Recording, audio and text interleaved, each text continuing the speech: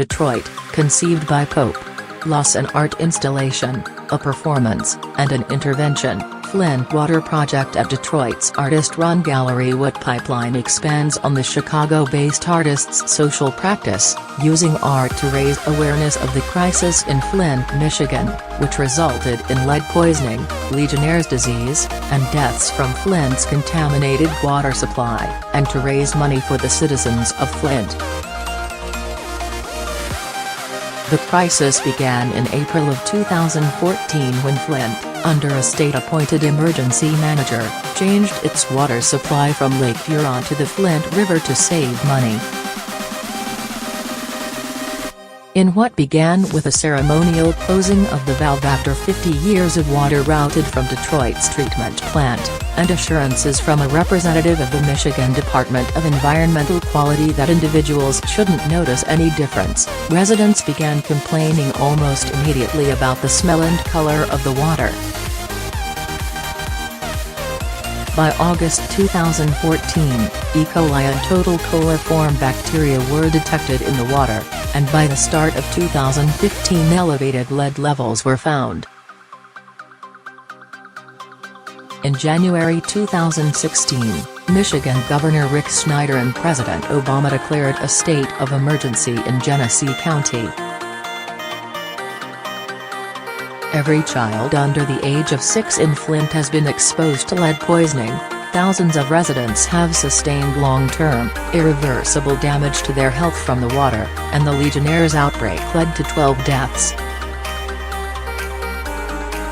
Although city officials are now declaring the water safe, Flint residents received the same word 3 years ago, incorrectly, and many are still wary.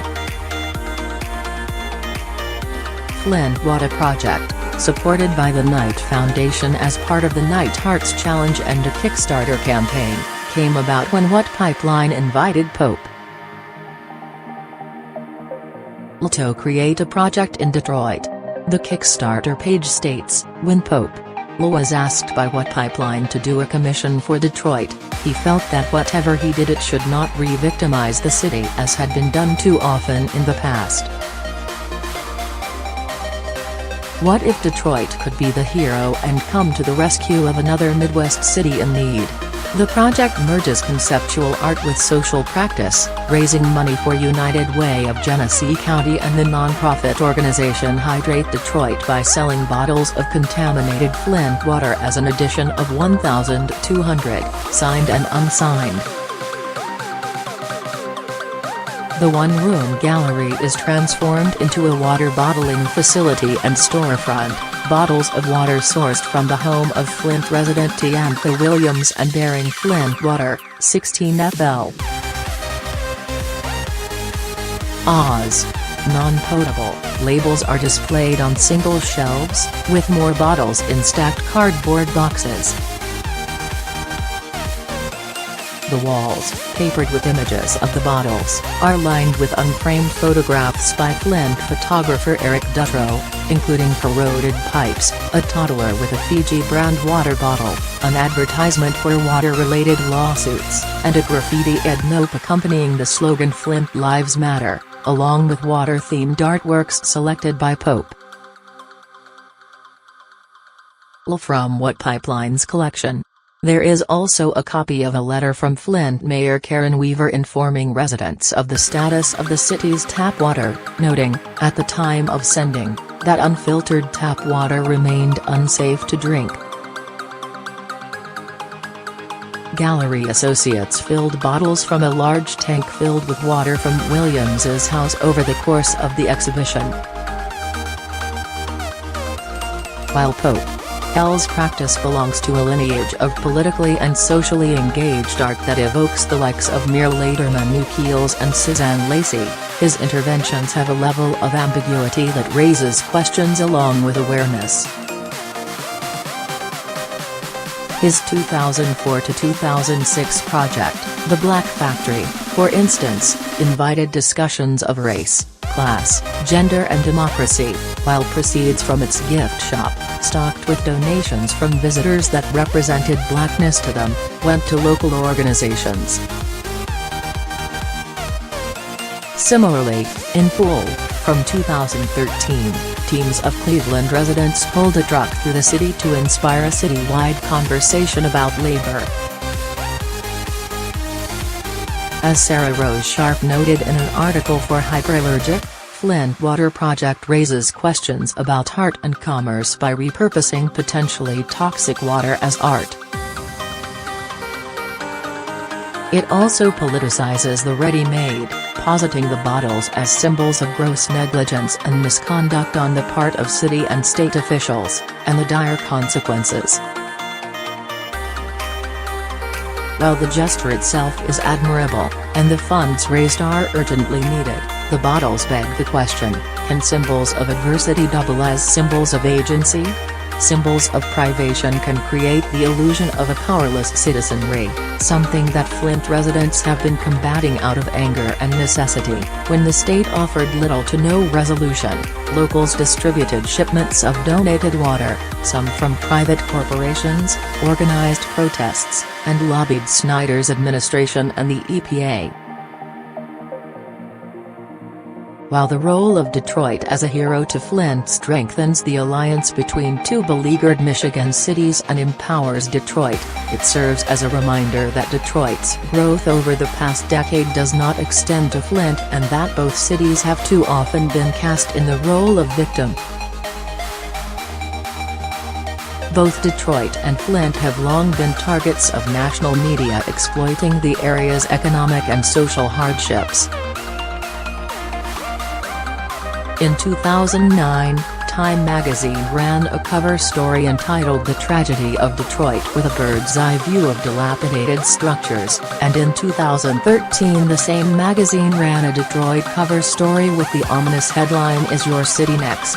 Images of the city's architectural ruins and abandoned homes are portrayed as emblematic of the city, and national pundits preyed on Detroit's bankruptcy, brought on by corruption in the office of former Mayor Kwame Kilpatrick. Several years ago, someone visiting Detroit told me she wanted to see the city while it's still around.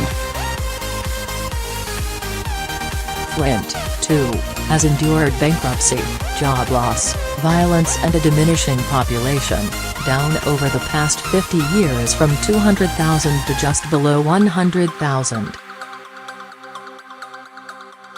These issues have far-flung socio-political ramifications, but so too does the perception of adversity. The effects of both are evident in Trump's victory, by 11,000 votes, in Michigan, traditionally a blue state, and exacerbated by the exploitation of citizens and resources by officials seeking financial solvency or personal gain.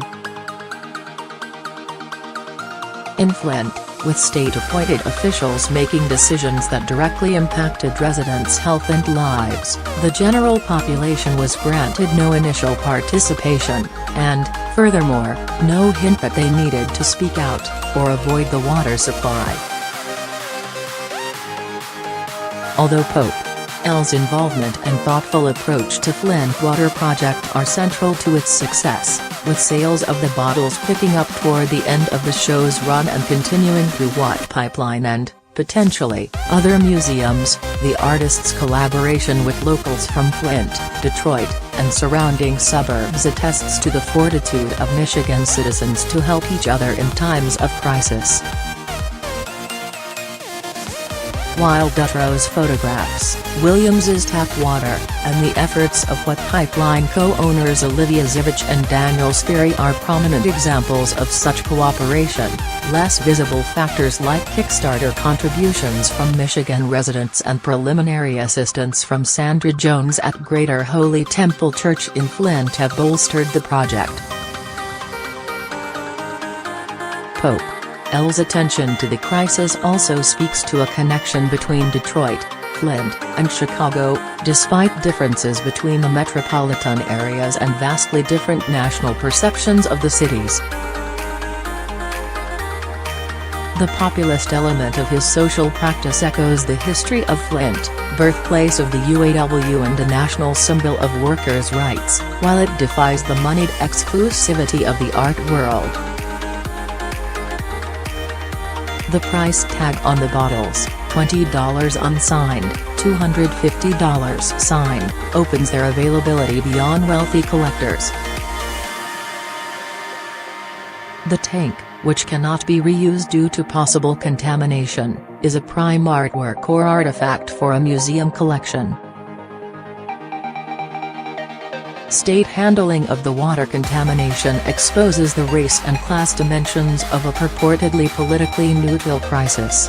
56% of Flint's population is black and over 40% is below the poverty level. Flint native Michael Moore has called the crisis a hate crime based on this race hatred of this particular Republican Party and argued that such an issue in a predominantly white city would likely be remedied more promptly. Pope.L's presence as a black conceptual artist is a stark contrast to those responsible for the crisis, many of whom, including Governor Snyder, are white Republicans. His examination of race relations and identity throughout the breadth of his practice adds an oblique commentary to the exhibition. By insinuating questions into the often didactic field of social practice, the exhibition sheds light on the multiple issues that can arise with crises and responses. Ultimately, the attention and aid provided by Flint Water Project are its more important accomplishments, but it's time Michigan and the nation wipe out Flint's and Detroit's need for the word need. Flint Water Project continues at What Pipeline, 3525 W. Verner Highway, Detroit, Michigan, through today. Flint water bottles are available through December 31st from What Pipeline. All proceeds to go United Way of Genesee County and Hydrate Detroit.